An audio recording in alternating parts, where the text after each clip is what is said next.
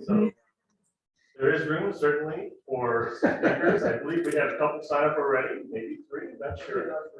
All right, that's awesome. Okay, thank you, Jill and Eric and Christine, thank you. So we have those folks signed up, so that'll be awesome.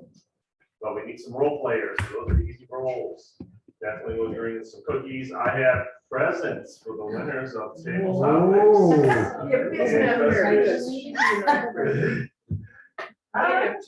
I'll have prizes. Maybe I'll have 2 prizes.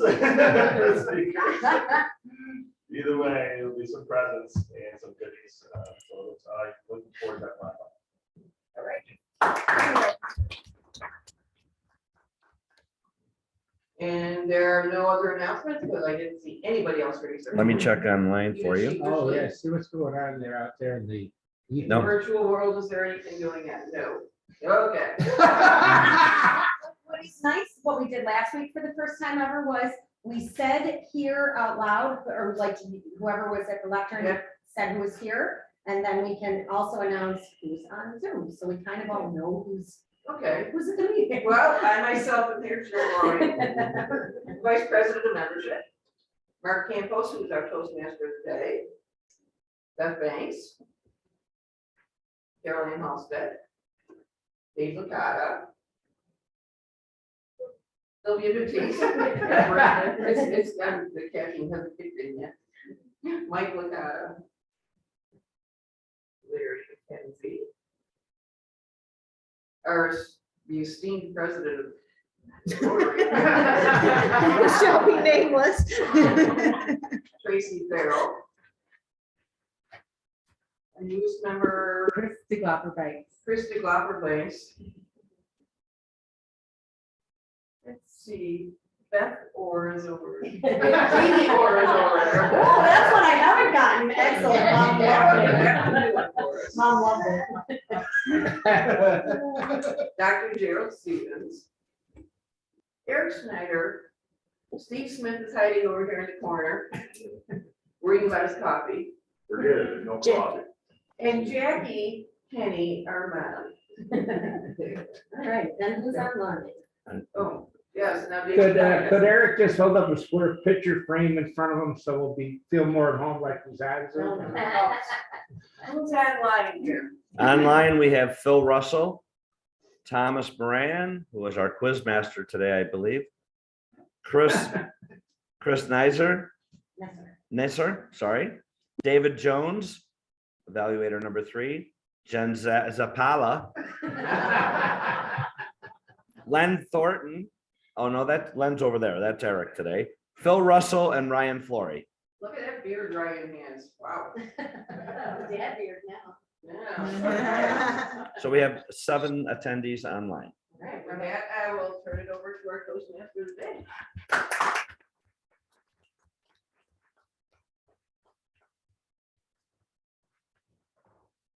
Thank you, Madam Presiding Officer.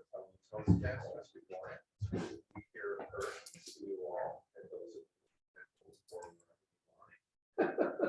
I like this new road. I think this may work a lot better for us. Point of order, though. Isn't this a full-blown podium? Yeah, we had this debate, it's not. You gotta stay What did on. Jackie say after Jackie? Podium is a stage. Up onto a podium Which has a lectern on top of on it. top of it. Yeah. Being all technical, and maybe I was correct. Tough crowd. In any event, Surprisingly, I enjoy telling you. But before we get started, I just have a little bit of housekeeping to care for. I never heard from Larry Ecker, maybe the word master. Would anyone like to step up? I'm on back up. If anybody else would, I already have a job, so. Kate is bursting at the seams. Hey, I'll do it. if you need I a think word. she might be willing to supply a word. Oh. Sure, it's actually a word that is the opposite of jealousy. I read it in a book last week and I've never heard it. It's called compersion. But it's the opposite of jealousy when you are happy for someone else's happiness. And I thought with Thanksgiving being the topic, we might have compersion for one another, especially at holidays. But Okay. hopefully year round. But I've never heard that word. So I jotted it on my list of potential words. Can't you see some seventh grade boys got a crush on a girl and say, I have great compersion. Ew. That would be good. Not apply to romantic or sexual relationships. Compersion is feeling Romantic or sexual relationship. because of the happiness. David. That's You're lagging electronically. Audio It didn't take long. Sorry, We're Mark. already off the Sorry. rails. at about 12:04. Sorry, Mark. Okay. All right, thank you for volunteering. Both of you. Nancy Ferry signed up as our master last night, but I haven't seen. She's en route. YMCA, she's on her way. She's on her way. Okay, would anyone like to step in with some interim tracking until Nancy arrives? Thank you. And Marty Johnston is the general evaluator. He is on, okay, thank you, Marty. Okay. Christmas gifts, the good, the bad, the ugly. Obviously, I call it Christmas gifts. It extends to all holiday gifts, just as a point of clarification. Where this idea came up for me. Recently having a conversation with some I don't know what the context was, why it came up, but somebody mentioned light bright. Does anybody remember that? Yes. toy? Oh, yeah. They still have it out. I never I had love one. it. Yeah, so I had this toy, it wasn't the greatest thing. In the 1970s, technology was whiz bang stuff, a light where you put in different color pegs and you can make pictures. Yeah. But it sent me on this journey down memory lane. And I was thinking about getting that toy, and I vividly remembered that Christmas. I could picture being home, other things I received. I'm thinking about this. We've all received some good ones. We may have received some bad ones, maybe even some ugly ones. And again, we might have given some ugly ones. So I thought we could have a little fun with this today.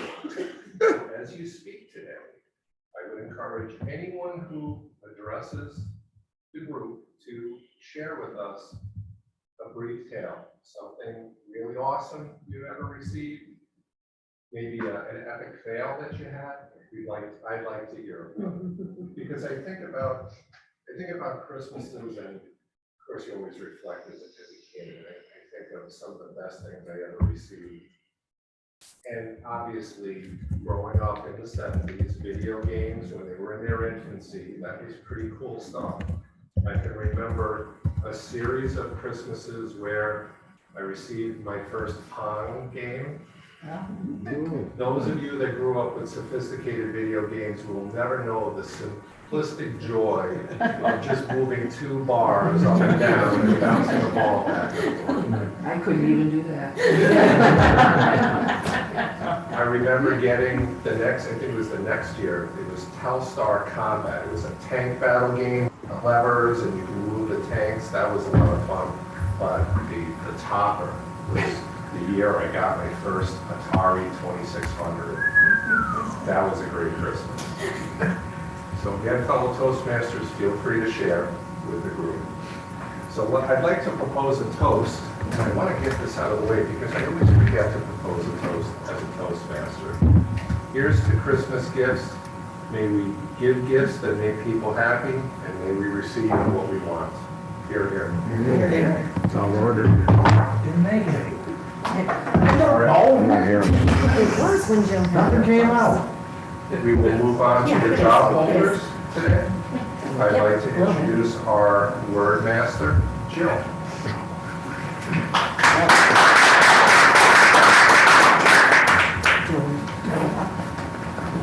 Doing double duty here. As we already talked, the word of the day is compersion. Simplified, being happy for somebody else's happiness. Use it, especially during table topics, or you will not qualify.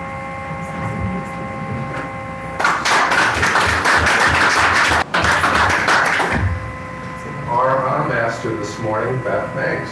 Beth.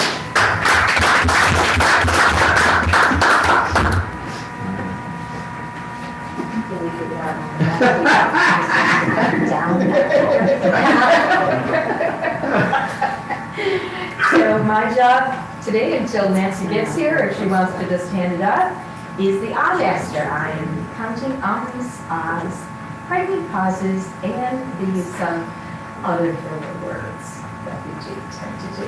Thank you. Mr. Toastmaster. Thank you again for stepping in until Nancy arrives. Our grammarian this morning is Tracy Farrell. Tracy.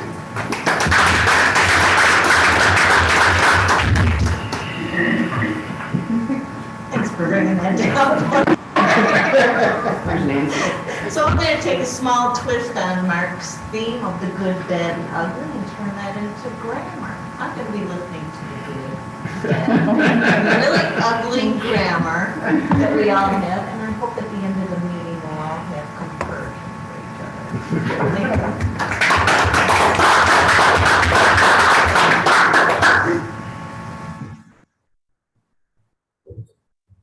Our quote master this morning is Phil Russell. Phil, you have a quote for us? Mr. Toastmaster, I have several quotes. But before I get into that, the Buffalo Bills would give me a great deal of compersion. I guess that's how you would use it. If they would do what my t-shirt says, one before I die. I have 3 quotes that I looked up. There's plenty of Christmas quotes about gift giving. Friendship is a precious gift. To give at Christmas time a cherished gift, a treasured gift that lasts through all time. Friendship. Number 2, Christmas means giving. The Father gave his Son, and the Son gave his life. Without giving, there is no true Christmas. And without sacrifice, there is no true worship. And number 3, when you stop believing in Santa, you get underwear. Toastmaster. Thank you, Phil.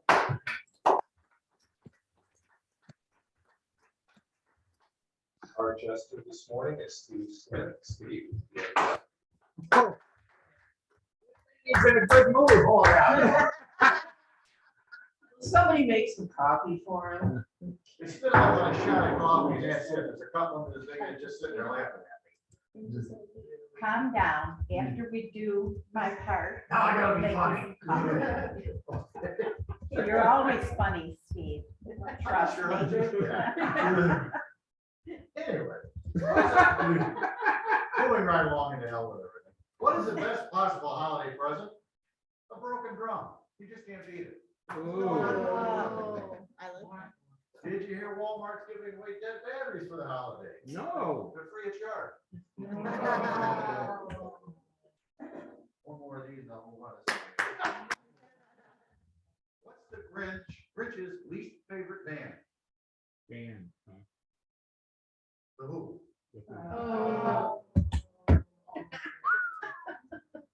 And I have this little goodie here to finish up with, and yeah. If you see a fat man who's jolly and cute wearing a beard and a red flannel suit, and if he is chuckling and laughing away and flying around in a miniature sleigh, with 8 tiny reindeer to pull him along, then let's face it, your eggnog's too strong. Nancy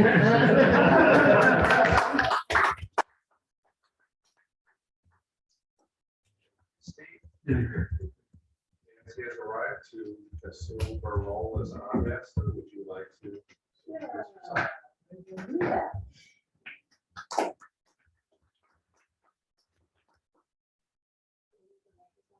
That's so that the people at home can hear, right? Yes.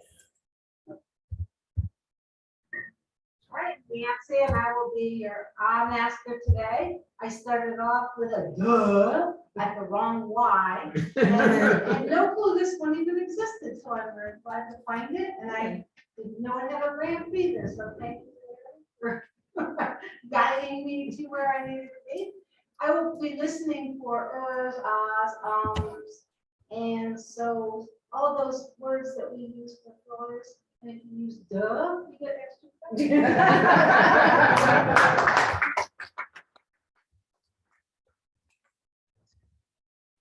Our timer this morning is Michael Licata. Michael. Ooh.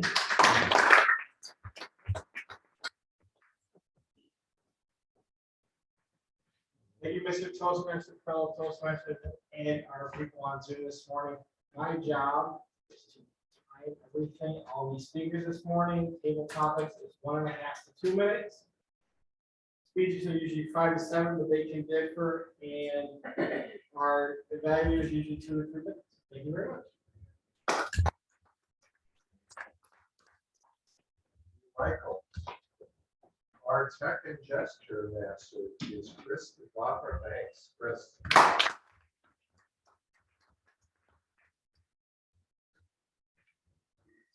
Morning. Morning. So as the Tech and Gesture Master, I will be reporting on the use of technology, plus body language, facial expressions, and gestures, throughout the meeting, and then report on it at the end.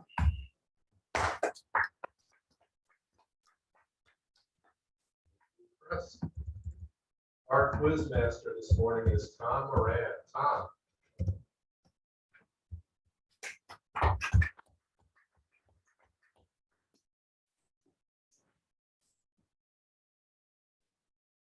Thank you, Mr. Toastmaster. I will be listening intently, making some notes and asking questions at the end of the meeting, primarily to check and see if everyone has been paying attention. As far as Christmas gifts go, one of the, it was a gift that was greatly received, but then again, kind of disappointing. Did you ever get a bicycle in the middle of winter? We had a snowstorm. I opened up a bicycle and there was no snow tires with it or anything. So I ended up riding it around the table in the dining room, which was, really, it improved my agility on the bike quite considerably. It didn't do much for the furniture, but it was a good Christmas present. Thank you, Mr. Toastmaster. Thank you, Tom. Our general evaluator this morning is Marty Johnston. Marty. Thank you, Mr. Toastmaster, fellow Toastmasters and guests. As general evaluator, I will be evaluating the general tone of the meeting, the Toastmaster of the meeting, and the evaluators.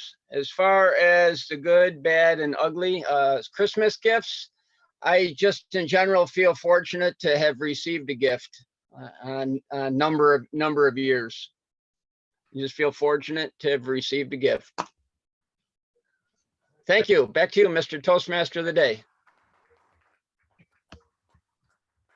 Marty.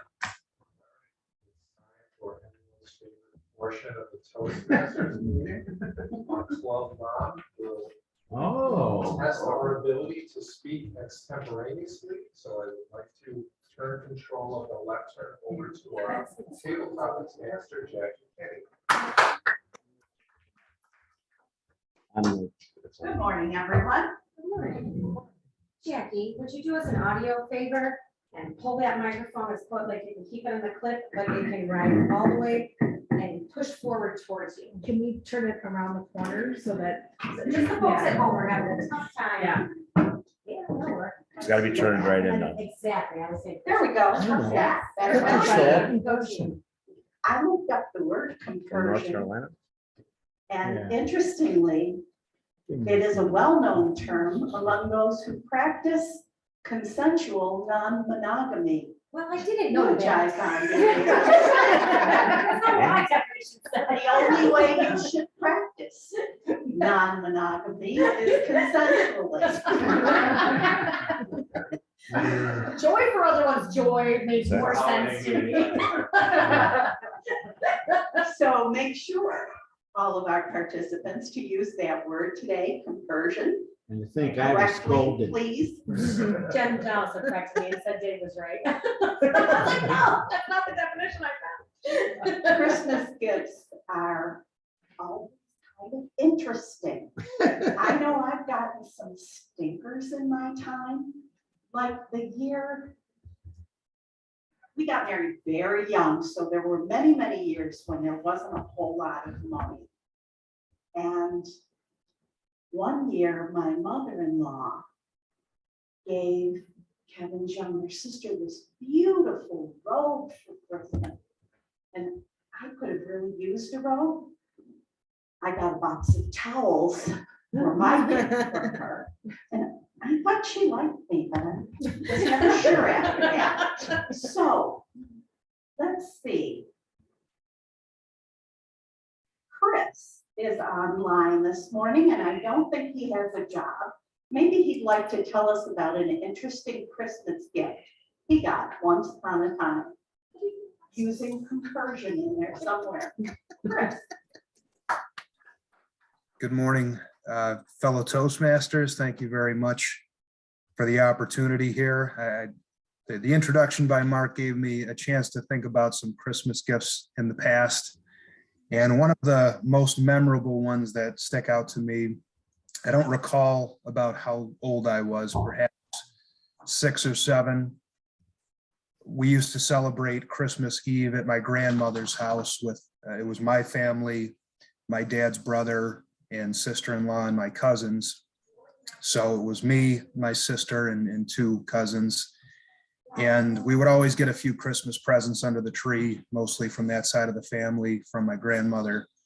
And we would always arrive, and the first thing we would do as kids is go count how many presents were under the tree and make an evaluation of what our haul was going to be in advance of opening, after the photos were taken, after dinner was eaten, so on and so forth. So I recall that particular year being very upset. I only had 3 presents under the tree, and I remember that vividly because everybody else had substantially more. So I was feeling the opposite of compersion. One of those 3 presents was a Tyrannosaurus Rex toy that when you put your hands behind its head, the eyes would light up and it would let out this truly obnoxious roar. So that was enough to satisfy me for the rest of the evening, although I stewed in the jealousy that I felt towards my fellow children who had more toys than I did. So as it so happened, when we got home that evening, the power went out, reminiscent of this past weekend up here in Pendleton. And we had no power. My parents were woefully unprepared for a storm with no lights. I don't think we even had candles, no flashlights, no light whatsoever. So I offered with my Tyrannosaurus Rex, whose eyes lit up, to provide light for the evening alongside that roar for several hours, driving my parents crazy. So a pretty memorable Christmas Eve and holiday season for me. Thank you very much.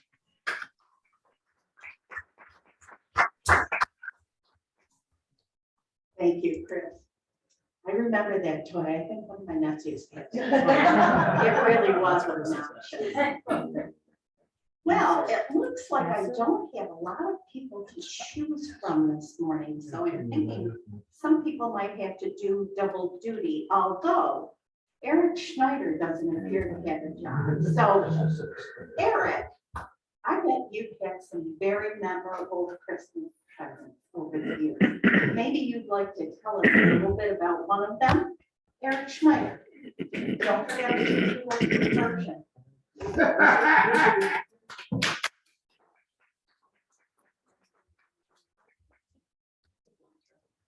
And table topics, master, fellow Toastmasters, and everybody on Zoom, and Rick Van Len is on, so if anybody knows Len's on, but I digress.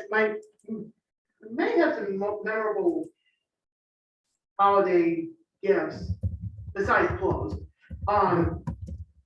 Was I got this toy with a robot, because with a remote, there's certain buttons that he will do. Dancing, like he actually had to go, how he goes like this, and he does moves back and forth. I was like, okay, I think I can manage this. Memorable, maybe, but silly, yes. So in comparison with the with the robot, I decided to move away from that sort of thing and, you know, got like those CDs before we got ourselves smartphones. We had the CD player with the radio in it. I was just sit in my room for hours and just listen to CD music and just be in your own little world. And it just, I think Steve knows where I'm going with that. And like, also I get like gift cards from mom and dad, which they got they're not here, but I haven't used like 2 or 3 Old Navy gift cards that my dad gave me. And I think I used it. But there are so many other great gifts I received, but I can't think off the top of my head right now. And I haven't had anything to drink yet. So yeah, that's all I can remember of having memorable gifts. Thank you.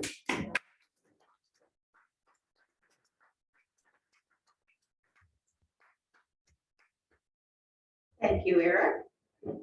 And one last person to talk about Christmas. I have a memorable gift on this morning. I've received a number of pieces of jewelry over the years after Kevin stopped buying me sweaters that didn't fit or were itchy or ugly. He got in touch with Mills Jewelers and started finding much nicer gifts. However, one of my favorite pieces of jewelry is one that my son found a few years after Kevin died. It's got our initials and the date of our wedding in Morse code, which is pretty memorable because that's what Kevin did in the Navy. So, ... So I'd like to hear from someone else about a memorable Christmas gift. And let's see. Phil Russell, you can do double duty. Why don't you tell us about a memorable Christmas gift in your life or a memorable Christmas using the word compersion? Phil.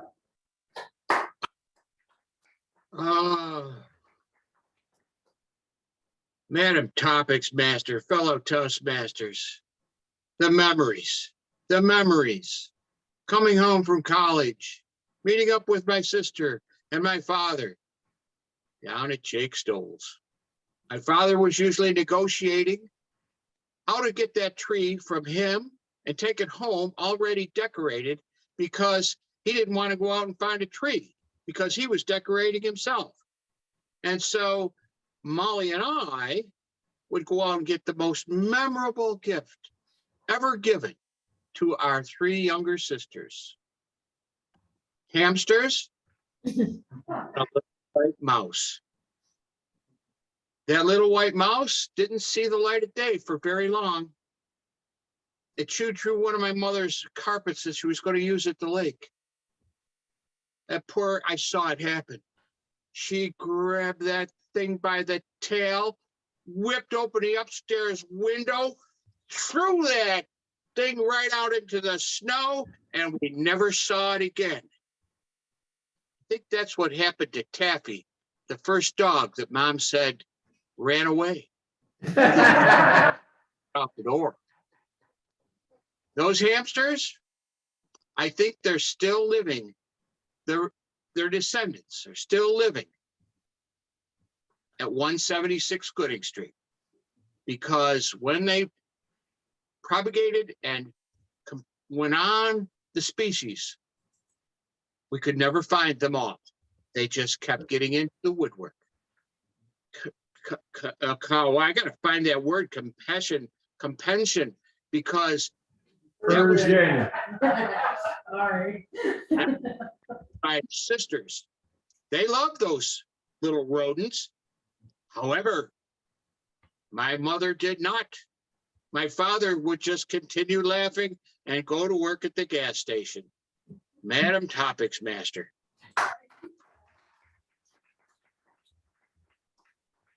And since you know Phil, you can probably imagine what his parents were like. May I have a timer's report, please?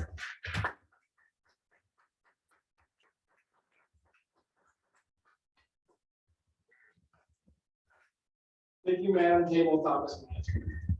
Our report that Eric and Phil made it on time. Chris, unfortunately, you went over at 2:22.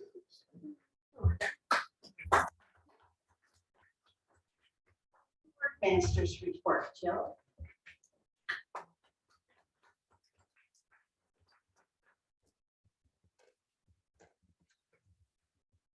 Person had been used by Tracy once. Bill used it once earlier. He halfway used it in tabletop. I'm not sure if we're gonna give him credit for it or not. That's up to you. Are you gonna say no? The butchered form. The butchered form. Try. Yeah.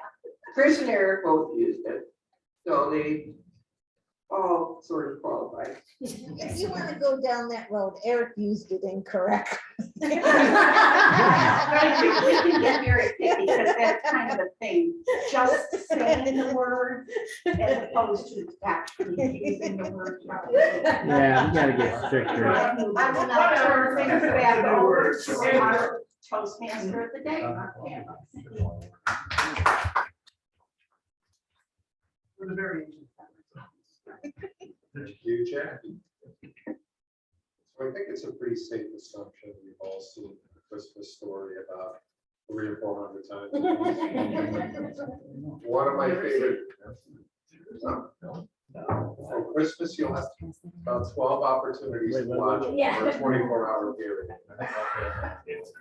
One of my favorite things about A Christmas Story is the wanting of a part of Ralphie.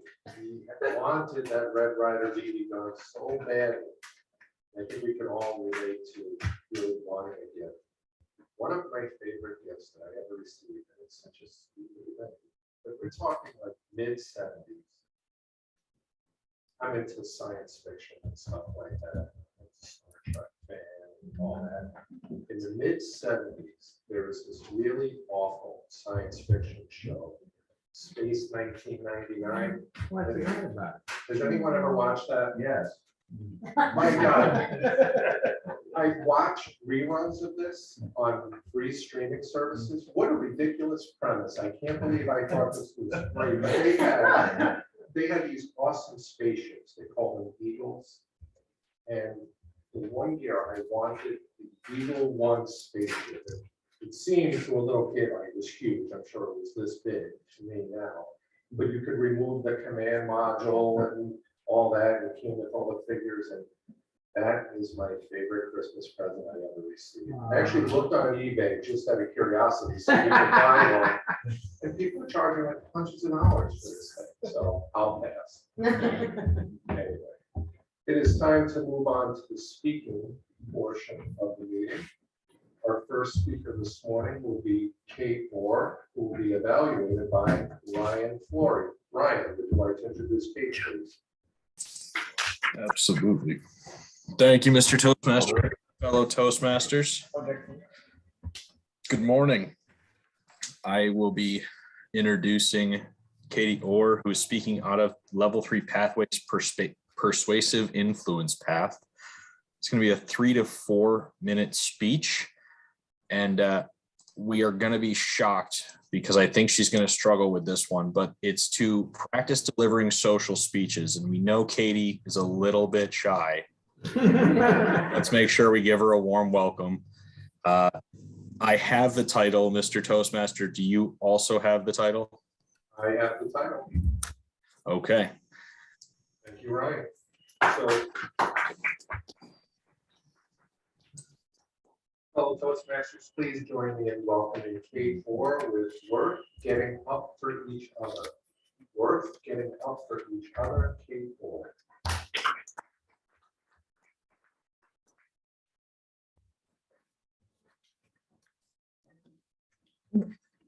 Can you hear me all right? I like this on the side. This is great. Thank you, Mr. Toastmaster and fellow Toastmasters.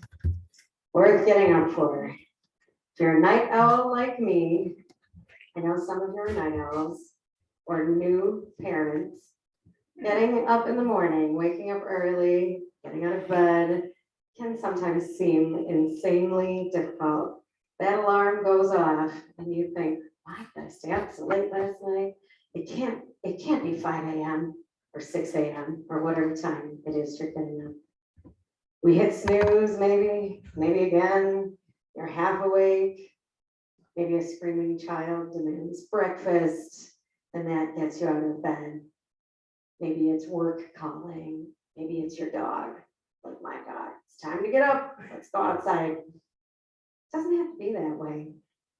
And as much as I'm a night owl, I have found that the last years that I've been in Toastmasters and a regular attendee as opposed to half attendance, probably my first entire decade of being a Toastmaster. Now I'm at almost full attendance, and Thursdays set the tone for the week. I get the least amount of sleep, I think, on Wednesday nights into Thursdays, but I value these Thursdays so much. It's like getting pumped to wake up, and I rarely hit the snooze button anymore on Thursdays, I will say. I don't think I could do this every day of the week, but being around you all, being inspired by one another matters. Thank you all for being on board for this last almost 2 years of a rocky road of a roller coaster. Look at this room here. Look at our Zoom room. It's bursting at the seams. That's great. We might have to move into the larger room moving forward. I am so proud of you all for pulling together, staying together. We are a family. After being involved with so many other Toastmaster clubs, I can see how much I value each and every one of you. This speech is a two-part speech. The social speech has part 1 and part 2 now because they're shorter and they're rather like a toast. I had to decide whether to give a toast or a roast or even a eulogy. Talk about Marilyn, talk about Charlie, talk about Ed, talk about Glenda. Those are the 4 members that I've lost personally, and I know so many of you have so many personal and deep connections, especially around the holidays, when we miss them more or when we lost them. And I'd like to raise a toast. Get your glass or your cup ready. And I'd like to toast to A.M. Lockport. Absolutely 100% worth getting up for. Cheers to you all. Yes, Nostrovi and L'chaim and Salud. This coming year is our 38th anniversary, if my math is correct. We were chartered on April 1st, 1984. The London club that I'm a part of celebrates their 2nd anniversary today. And I can say that as much as I learn from them, they learn from me and my guests when they come to the London Advanced Toastmasters.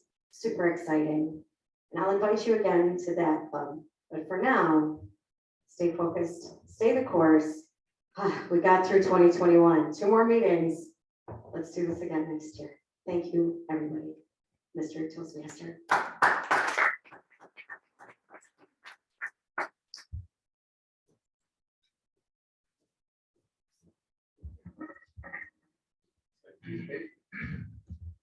Our second speaker this morning will be David Licata. And David will be evaluated by Dr. Gerald Stevens. Dr. Stevens.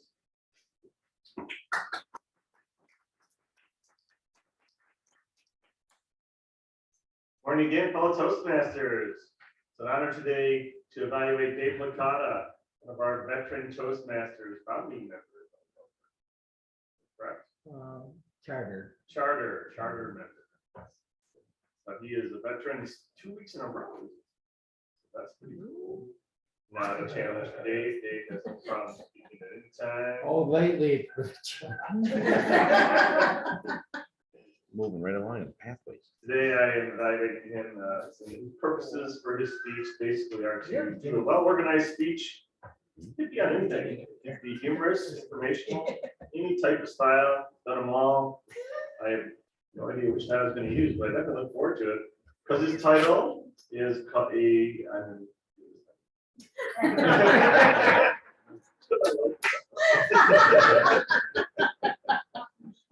is 5 to 7 minutes. And it's called a modest proposal.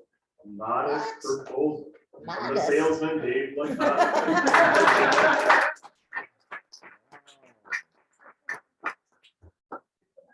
Don't start the timer yet because I want to share my gift. It doesn't. Sorry.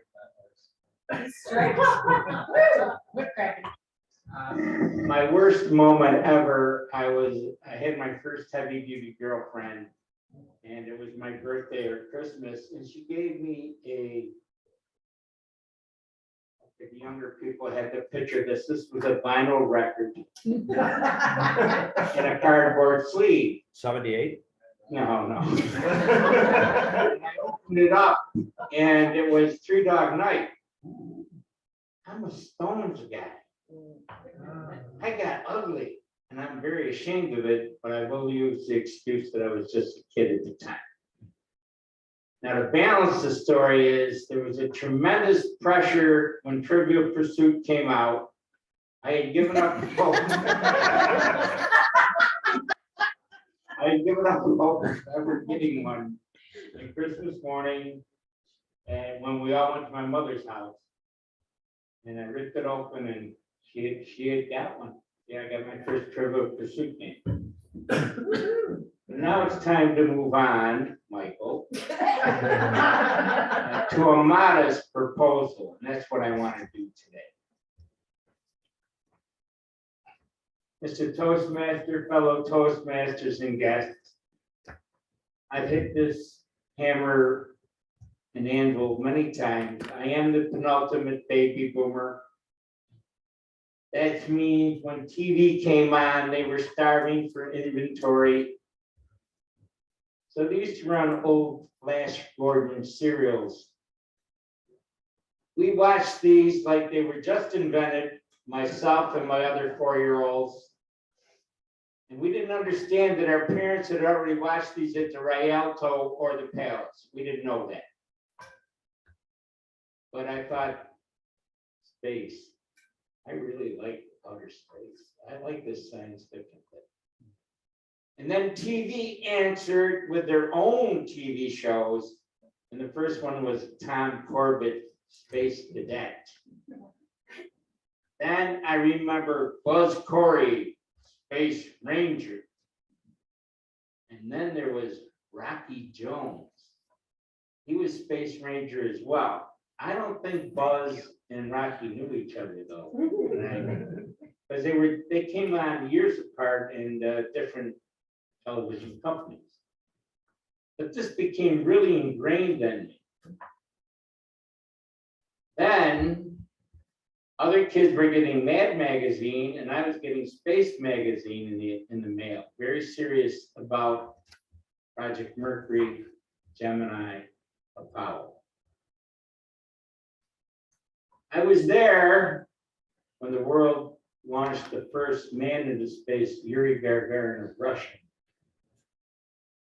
I was in the library at St. John's Parochial School because there was a TV in there and saw the first American in space, Alan Shepard. And I even was conscious of the fact that piloting the shuttle was the first Lockportian in space. William Gregory, who has his own bipeds, by the way. So my modest proposal today is, I think District 65 and Lockport Toastmasters, the different areas, I think we should pitch in. My modest proposal is pitch in. We're going to raise $250,000 so I can go into space. With Elon Musk. Now, I'm pretty sure that 250, $250,000, I think it's actually more than that now, but I'm going to get that senior discount, I promise you. I promise you. Now, how are we going to raise the money? We could have the first District 65 yard sale. we have two people right here at the end of the table that know yard sales. So Steve and Jill, I'm sure wouldn't have any problem putting this together.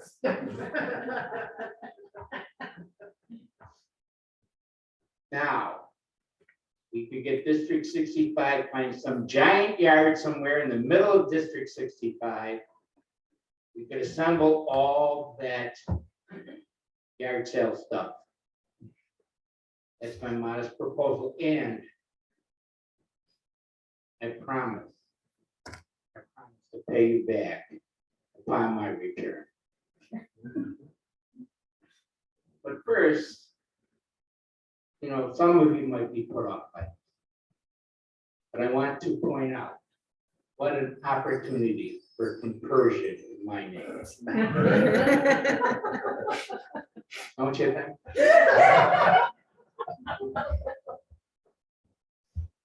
Now, I want to be there with my childhood heroes and say I went into space. Flash Gordon, he was on TV, these ancient serials from the 30s, and well, they didn't even make the 40s, they're from the 30s, those turkeys, they're old.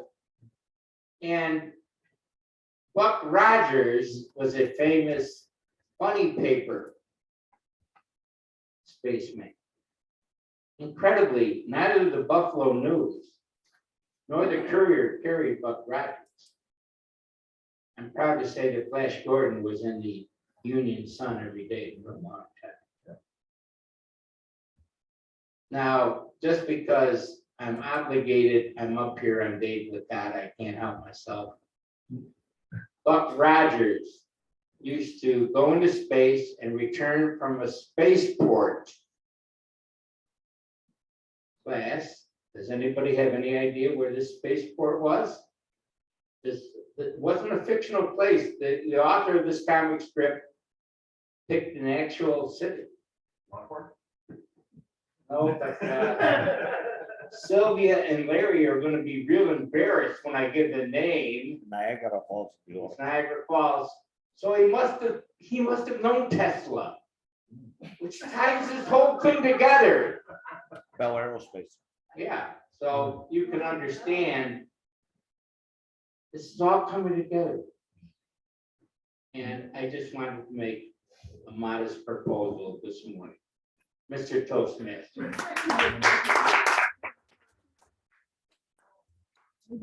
Sorry, I promise upon my return I will get my DCM, so that's a little bit more. You just took away all credibility. They have the space pack on display. Now you're cutting out. It's got his grandfather's fingerprints on it. 'cause he- Thank you, Dave. I must say that was a very compelling proposal. I would love to send you into space. But you lost me at guard cell. I would rather undergo root canal than be involved in the Could sell all your I'm Yankee sorry. gear. And I'm sorry, I don't believe anyone that says, I made $800 at my garage sale. I call, you know what? And David, on the topic of space, I have to confess to my fellow Toastmasters, since this is a safe place.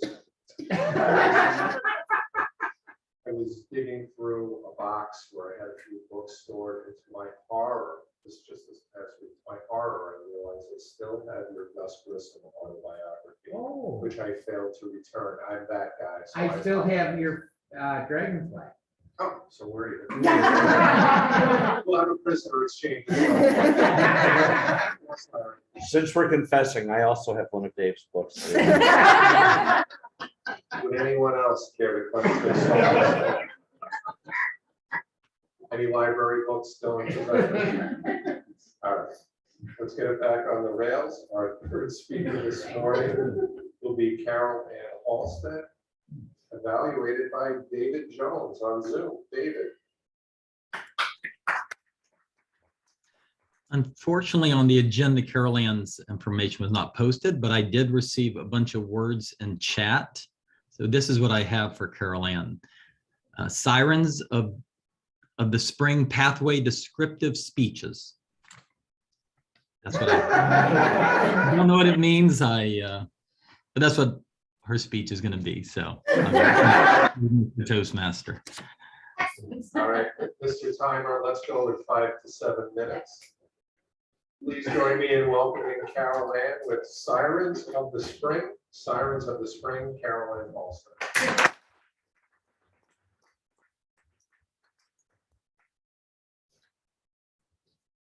I left out Dr. Jerry, he's from the falls. I'm also from the Falls.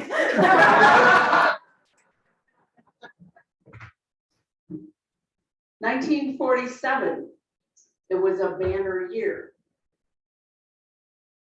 For a couple reasons. One, I was born in 1947. You don't have to do the math. I'm 74. Sirens of the Spring. Also in 1947, in Florida, Newt Perry and Walton Smith, who were underwater stunt swimmers and attraction promoters, noticed there was a huge spring, actually the biggest vent spring in Florida, in Weehawken, which the Seminoles named that for Little Spring and Winding River.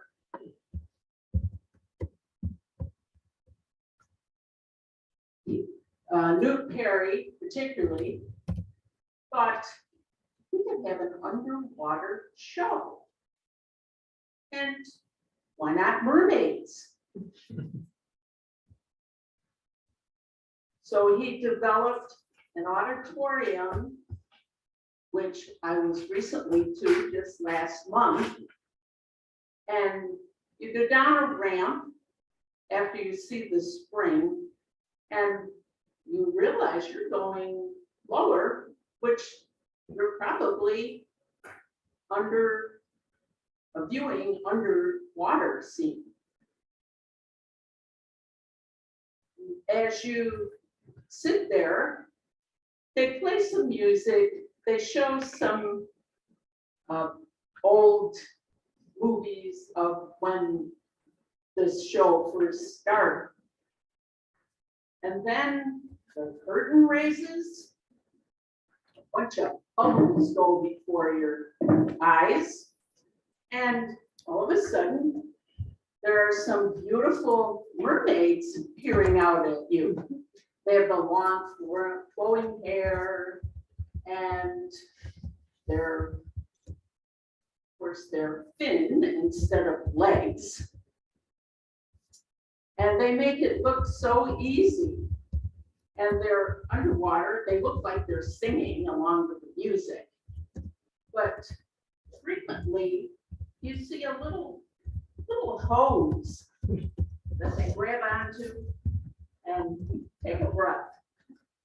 Because 4 minutes would be the max for anybody underwater.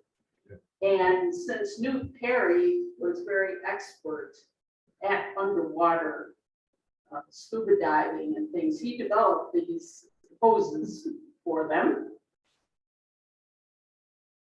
And they do little acrobats. And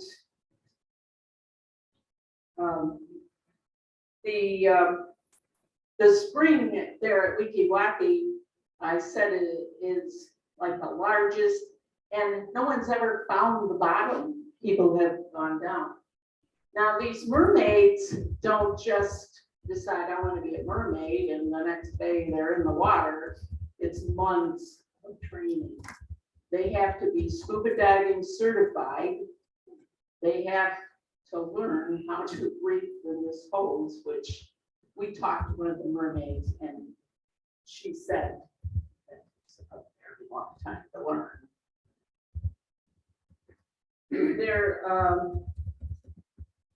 They also at Wiki-Waki, it's a state park now. They have a river cruise, which you just go down and see the natural Florida. Because, you know, we're loaded with theme parks. And you feel like you're back in natural Florida.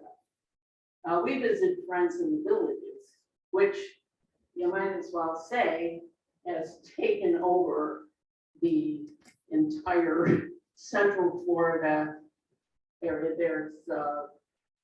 It's the size of Manhattan. Our friends bought their present house. They were at the very southern edge. They said soon we'll be in the middle of the development. And it's just very, very nice. You're right near a highway, but once you enter the grounds, see the mermaids, on the river cruise, you know, it's very relaxing and what Florida should be. My daughters loved Wiki-Waki. In fact, my middle one, when we were leaving Disney, she was very tired that night. We said, "What is your favorite thing about Disney?" She said, "Wiki-Waki." So I have compersion for my daughters, knowing that they enjoyed this, that we took them to. And I hope all of you have an opportunity to go to Wiki-Waki sometime. The state parks are really what Florida should be. Thank you. Have to mention a Christmas gift. And since I'm in Dave Licata's baby boomer era, one of my favorite Christmases when I was very interested in the space program is I got a book, John Glenn Astronaut and V7, about the original Mercury astronauts. And actually, I almost got 2 John Glenn books because my parents came back from shopping. I think they'd gone separately. And all of a sudden, I hear a little talking in the kitchen, and it's like, oh, you got it too. So they had both bought the John Glenn books already.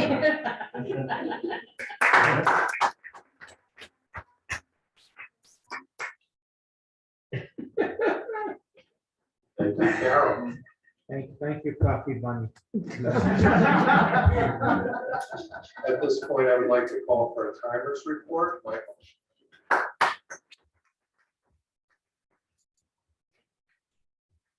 Thank you, Mr. Toastmaster. All 3 speakers qualified: Kate at 3:47, Dave at 6:13, and Carol Ann at 6:10. So all 3 of our speakers qualified.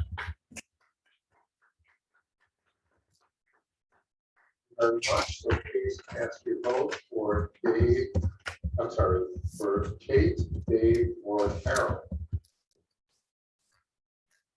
So in terms of Christmas gifts, in my opinion, clothing as a gift would be a very fancy thing. Now, as a child, no kid ever likes to get clothes.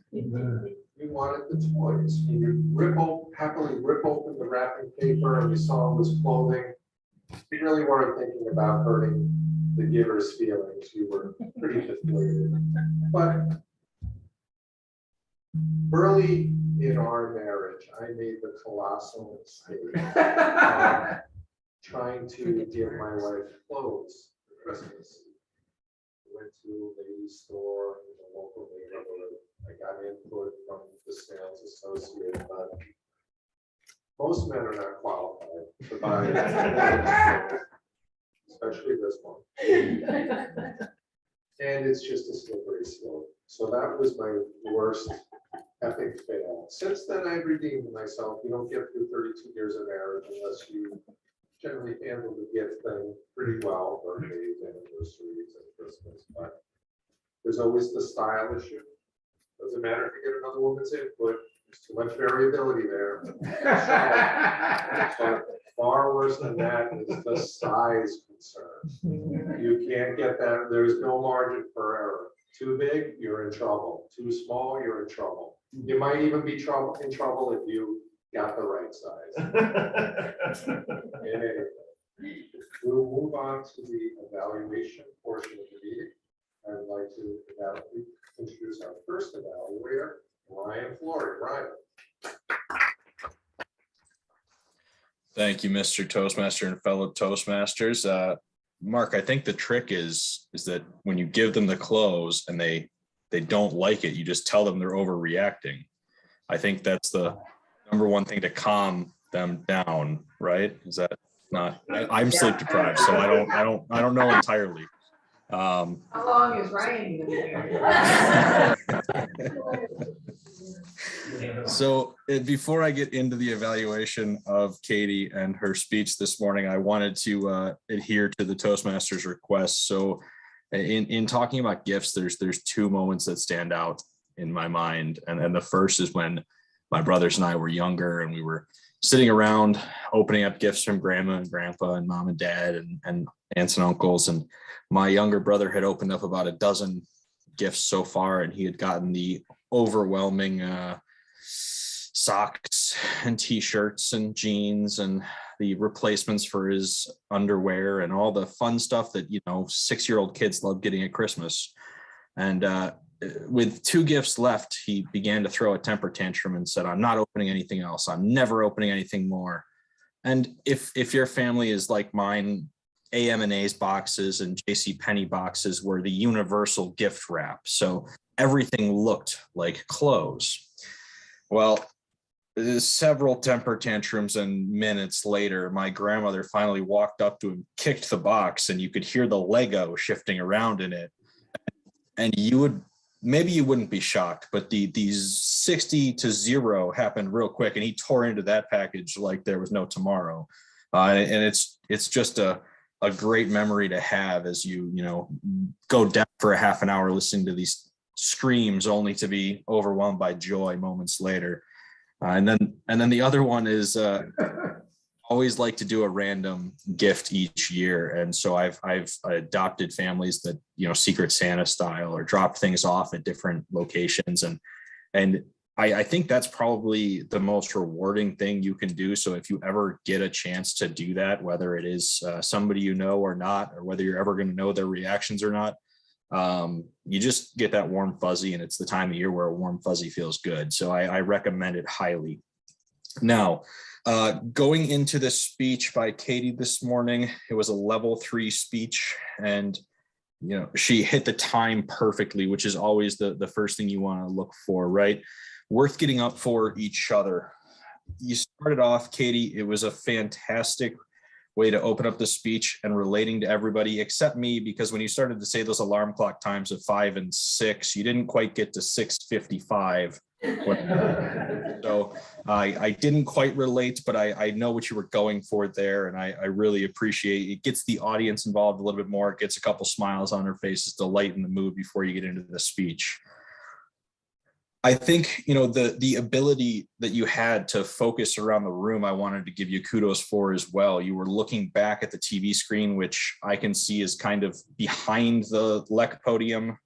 And it allows you to get access, feel like on Zoom, you were paying attention to us. You were looking around the room and keeping eye contact with people there. So definitely good with this hybrid setting. I just wanted to point that out. A couple of things as far as maybe things to look for improvement is that in a 3 to 4 minute speech, you did a fantastic job of packing a lot of things in. But in a 3 to 4 minute speech, you moved us around to several different things, and keeping our attention span through all that can be tough. So maybe limit the amount of topics and just get those 3 to 4 minutes with a little bit more detail added. And then the only other piece is you were a little bit locked into the podium with gestures, and I'm sure the gesture master will bring that up later. But otherwise, I felt, compersion for London's success in your speech, right? That was a beautiful way to end it. You gave the toast, And I think honestly, you hit the nail on the head, and I think you might be ready for a social setting. Thank you, Katie, and thank you, Mr. Toastmaster.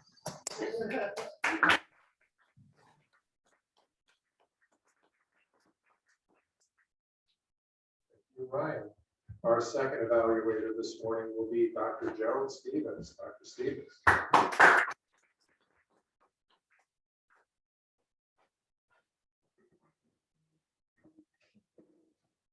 Morning again, fellow Toastmasters. And most importantly, Dave Takata. Pleasure to evaluate the speech of such a veteran Toastmaster. You have all the skills, of course. The first thing I want to talk about is the title. The modest proposal. Proposal from a salesman. All his life, salesman. I was like, this is going to be good. So for one, that drew me in, and it was definitely tongue-in-cheek humor for sure.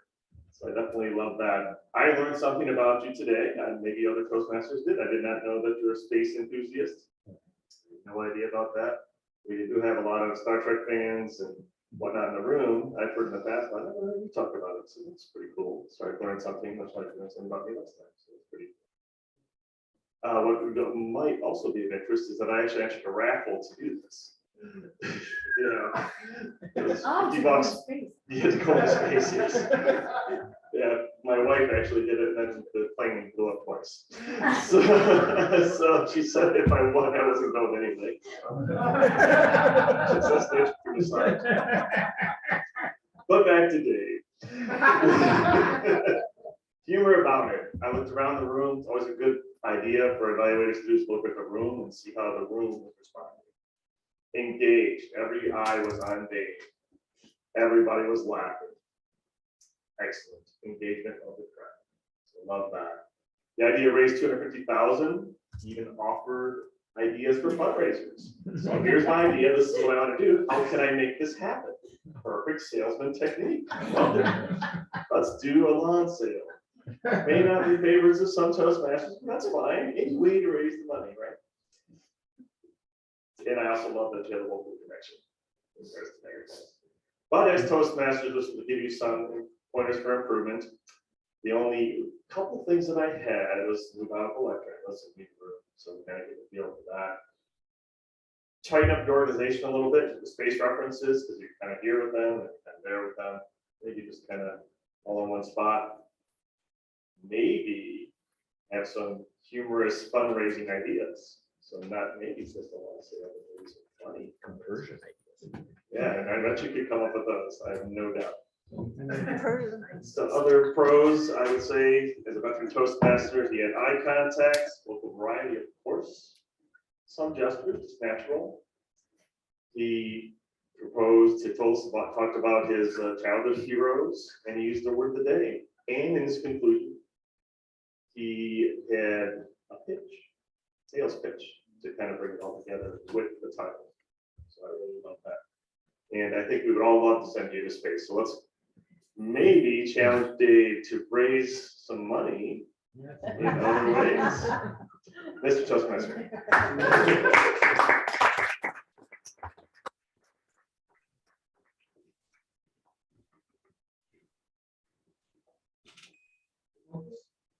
Juliana. I don't know if they turned it off. You're good. You're on, you're good. Thank you, Gerald. Our third and final evaluator this morning will be David Jones. David. Thank you, Mr. Toastmaster. And before I start, I just wanted to share at the beginning of the meeting, us on Zoom, we're having a hard time hearing. So I really couldn't hear the word of the day that well or the definition. So when I did hear it, I Googled it. And I'm not going to pass judgment. I'm just going to read the first thing that comes up. Compersion. And the definition of compersion need not apply to just romantic or sexual relationships. We'll just leave it at that. Now, to my evaluation. I always enjoy hearing from Carol Ann because we have common interests, cruises, Disney, and then the Springs, because I'm originally from Florida. So I've done all the things that she likes to talk about. And I liked that you especially in any speech, you show, you don't tell, you know. So when you were talking about the story of the Springs, I felt like I was actually there. I could see the mermaids, I could hear the music playing, and it was a good descriptive speech, and I enjoyed it. It was hard for me to see, but I was told that your shirt was about the Springs and the year that you were there, or when you were born, 1947. And I love props. Anytime somebody has a prop, even something subtle as a t-shirt that is talking about their speech, is a great way to interact with the audience. And I also like the title. At first I thought Sirens of the Springs had to do with the time of the year, but it was a play on words where obviously the Springs were the Springs of Florida. I once did a speech called It Tastes Like a Penny. Little play on words, had nothing to do with Jill thinking, I don't know. You had some great facial expressions, which is always good. It was kind of hard to see them, but what I could see was good facial expressions and areas for improvement. At the beginning of your speech, you lost your train of thought a few times, which is common because you're kind of nervous and you get going, but it is just something to be aware of, that at the very beginning, you did lose your train of thought a few times and you went back to it. You had, with your hand gestures, you hit the mic once. And I was just thinking of myself being at a bar talking to you and you hitting the drink out of my hands. I just want to make sure you're cautious with your hand gestures. And also I noticed you're kind of fidgety with your hands. And a few times you put your hands behind your back to do that. I think maybe a good solution is what Dr. Stevens just did, is pick up the mic, because that will give you some activity with your hands. And in closing, I believe it was an interesting story. Storytelling is what Toastmasters is all about. When we can convey a story, like I said, show, don't tell is a great way, and you tend to always do great storytelling. Back to you, Mr. Toastmaster.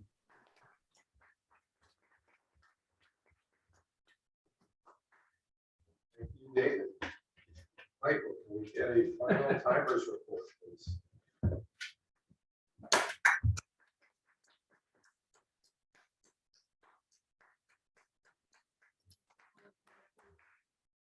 All of our evaluators qualified this morning: Ryan at 2:01, Dr. Stevens at 3 minutes exactly, and David Jones at 2:01. Thank you very much. Michael, so there you have it. Please cast your vote for either Ryan, Gerald, or David. So final thoughts on Christmas gifts. I mentioned we've been married for 32 plus years. And when you get to that point, we're more established and we're thankful in that regard. Coming up with gifts for each other is a real challenge. So we tend to basically hand each other lists. So here's what I would like, even though you could just go buy this stuff probably, but here's what I would like. I like this new list. But tell me, is it a trap? He tells me I don't have to worry about a surprise. I can stick to the list. But is it a trap? I think it's a trap. Who likes to get surprises? Who likes to just get what they want? To be continued, I'll let you know how those things. At this point, I would like to turn it over to our general evaluator, Marty Johnston. Marty.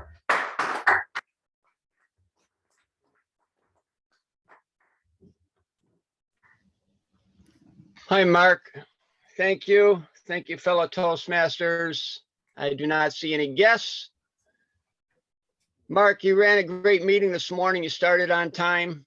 You had all the roles filled. You communicated well in advance to all the participants. And I like how you had everything set up. You communicated with everyone to ensure we had this 3 speakers, a solid meeting, table topics, 3 speakers, 3 evaluators. It just made things go so very smoothly. As I said, the meeting started on time. You had some filler information about the theme of the good, the bad, and the ugly Christmas gifts, and you gave each member an opportunity to share their experience with those types of gifts. If I were to offer one suggestion, and I would like to see it more in general from everyone. I know some people do it. When I'm the Toastmaster of the meeting, I learned years ago, it's always nice if you can have some type of introduction for the speaker other than the information in the, what is it, in the path or from Pathways. I believe it just personalizes, it makes it more personable, and it makes it, it sets the stage, if you will, for the speaker. It sets them up for success. You know, you could give a little bit about why the speaker, why at this time, and you could give a, you know, something related to the speech that leads into the speech, but it doesn't steal the whole speech. That would be wonderful if we could start doing that. I think it just adds another flavor to the program, and I don't think it would take more than 30 seconds to do. It just, I know in the past I've done it, and it does involve a little extra communication, but I think it's well worth it. Overall, well done. As far as our evaluators, all our evaluators did a wonderful job as well. Ryan, I was worried when you talked about Kate saying, you know, that you were hoping that she'd be sociable enough to be able to give this speech. I was worried a little bit. You had me scared, but then at the end, I felt a lot better. And it's nice to see you, Ryan, back at AM Lockport. And Ryan, you pointed out with the sandwich approach, some good points, some strong points that Kate had. And you gave her a couple bits of information, a couple suggestions for improvement. The same with Gerald on Dave Licata's speech. And David Jones, you gave some of Carol's strengths, what you liked about her speech, and then you gave her a few, what I thought were some good, strong suggestions for improvement, especially with the new setup and using the directional mic. In general, I noticed that with the directional mic, from my perspective and from my hearing ability, I have my mic set on 60, I think it is. And normally I have it on 50, about halfway. And I noticed that Dave Licata, I could hear the best out of everyone because I think he was a little closer to the directional mic. And I don't know if that was just coincidental or not, but I did hear all our speakers to the speaking portion fairly well, as I said. But Dave, that's a good suggestion you gave Carol Ann, to use the mic, to use, to free up, to use that one hand, and then she could use her other hand with the gesture.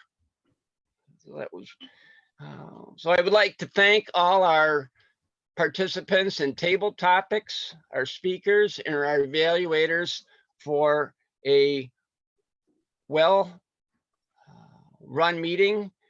And I feel some compersion from the participation in the meeting this morning and the happiness it was, and everyone being involved in the meeting.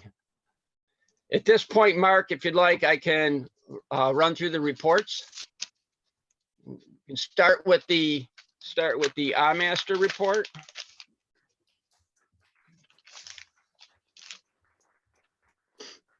Thank you, Nancy. Thank you, Marty. That takes care of all 13 of the ones that I heard. 8 so's. Oh. And the filler words, now and, you know, they were, and was the winner. I'm disappointed there were no. Mine was the only one. So I have to do, let's do it. Okay. That's very good.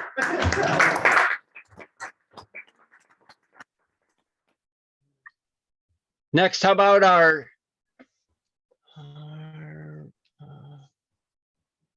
tech and gesture master?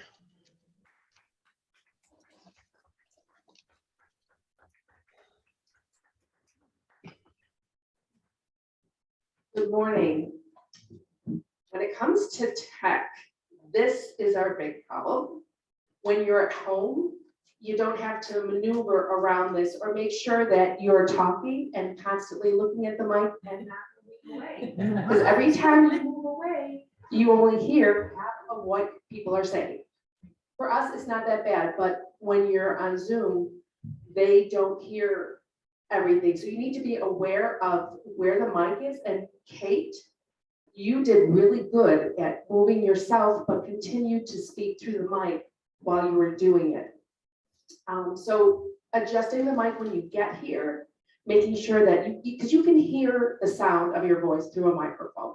So that's just when you're here, being aware of that. The podium, as Ryan said, sometimes for us who are height challenged, you can't see down here. So either make it bigger or even a stool sometimes works. Gestures and facial expressions. There were great facial expressions. Carol Ann, I loved how you moved your head and your facial expressions, Jill, as well. And when I'm using a lot too, sorry.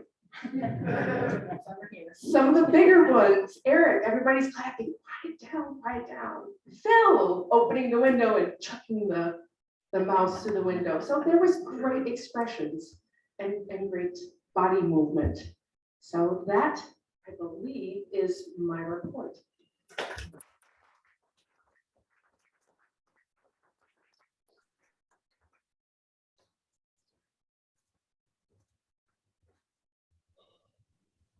Next, our grammarian.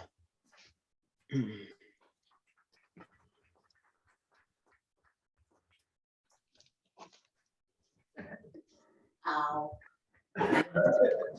Thank you, fellow Toastmasters. So as promised, we're going to talk about the good, the bad, and the ugly. And the good, as Dave said, it's show, don't tell. And Chris, the table topics mentioned reminiscent, and then he referred back to the snowstorm in Hamilton. Bill used propagated of those hamsters. We saw those hamsters coming out of nowhere. Dave Licata, I love this. Dave Licata was talking about those old timers and then words that he used, we called them those turkeys. Fit right in with it. Dr. Gerald Stevens used tongue-in-cheek humor. And then we'll go into the bad. Chris, and table topics talked about his fellow children instead of his siblings. Carolyn, you said a bunch of bubbles go before your eyes instead of appearing before your eyes. And Ryan, I don't know if this is good or bad, but you invented a new word, the lacodium. We would always call it that. Then we're going to go into the ugly. There was, as Nancy said, a lot of likes and gottas, no's. Caroline used you knows 3 times. Eric like 5 times. We even got mom saying it's got. Just, our mom's saying it's got. But the ugly sweater award goes to our very own Eric Schneider. You know, got like presents. All in one sentence. I've been here a while. Thank you, fellow.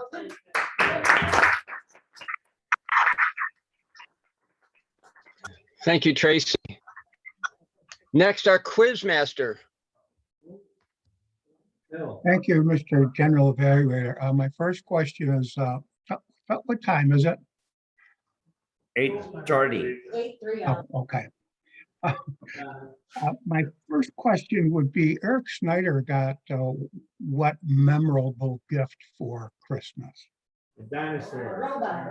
Robot. Dinosaur. That was Chris. Okay.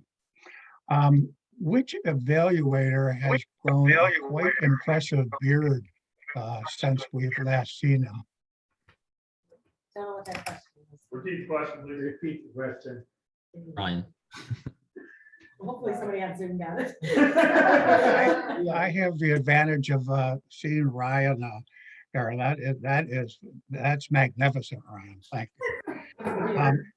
David Licata and his modest proposal is looking, well, I don't know why he just doesn't take his checkbook out and write a check. He is looking to raise money. And how much is he looking to raise? $250,000. Very good. And what happened to Phil Russell's, the white mouse at their house? What became of that? Unknown. It blended in with the snow. Yeah, I guess so. And Phil Russell's mother is my godmother, and I can see her doing that. So I will cut it short because I see we're already over time. So I'll turn it back to our general evaluator, Marty Johnson. Thank you, Marty. Thank you, Tom. Thank you very much, Thomas. Our word master to close things up. Thank you.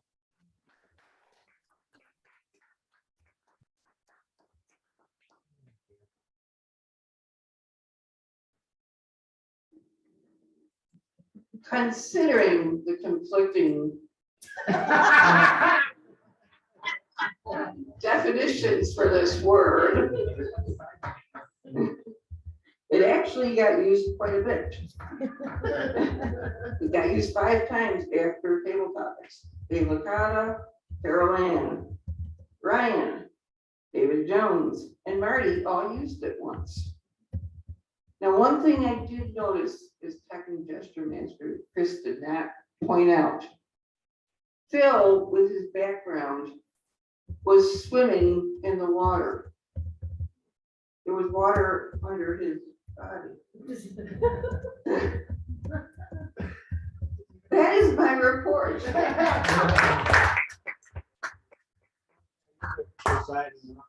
Okay, I'm presiding officer, so I guess we're gonna finish off the meeting with our winners.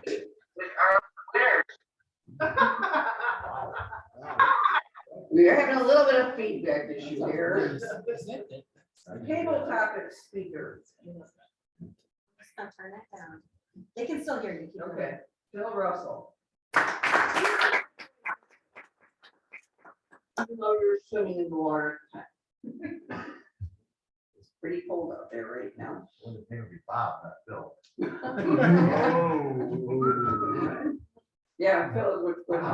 The coffee finally kicked in. Matt's at the door. Best evaluator, David Jones. And speaker, we had a tie between Kate and Dave. You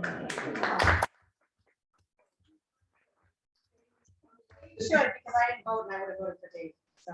I thought it was amazing. I gave him a message. He was definitely my top 10. We did have a write-in vote for speaker though. Someone voted for Mark. Someone voted Mark for best speaker. Okay, so we have $5 here to contribute to Dave's $250. The last 3 digits. It's a 1, a 2, and an 8, 128. The last 3 digits. Yeah. Don't forget to mark the. I would like to donate that back to the club. Okay. So somebody has to put that in the register.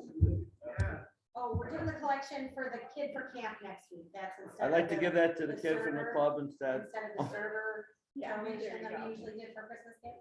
Okay. So just a reminder, we'll do that next week. We're doing a collection for kids for camp. What camp? Summer camp. YWCA summer camp. YWCA summer camp. So To sponsor a child If you're for not summer coming camp. next week, you could give Sylvia cash today for that.